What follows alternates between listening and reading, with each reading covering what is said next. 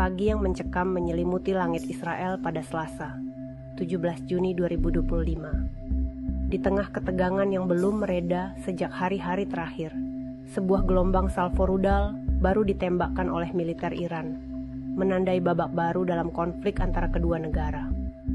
Pihak keamanan Israel melaporkan, lebih dari 20 rudal melaju deras dari arah Iran, menghantam berbagai target strategis di Israel.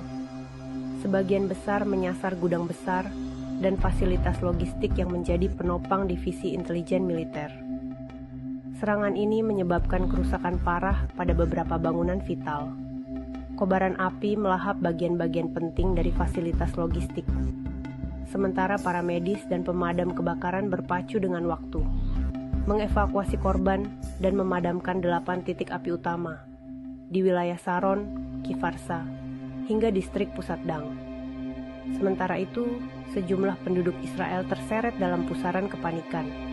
Beberapa di antaranya terluka, bahkan ada yang diduga masih terjebak di bawah reruntuhan.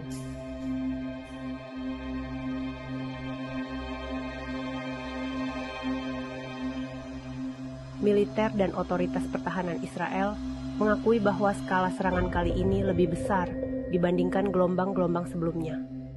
Kecanggihan taktik baru Iran, yang diklaim mampu membuat sistem pertahanan udara Israel seperti Iron Dome dan perangkat berlapis lainnya mengalami error, berhasil mengecoh radar dan sistem pencegat rudal Israel.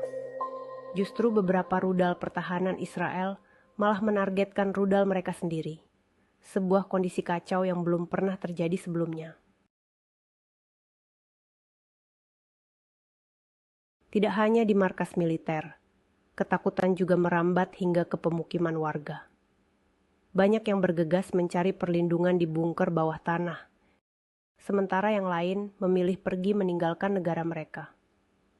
Pelabuhan-pelabuhan di Herli, Haifa, dan Askalan mendadak disesaki kapal pesiar kecil yang mengangkut warga menuju Siprus.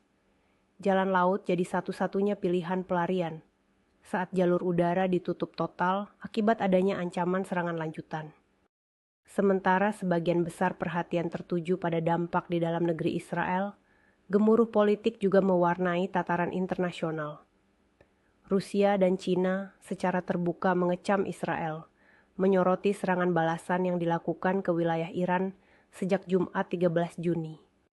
Dalam pernyataan terpisah, Beijing bahkan memperingatkan pemerintah Amerika Serikat untuk tidak memperburuk konflik yang hampir meluas ini.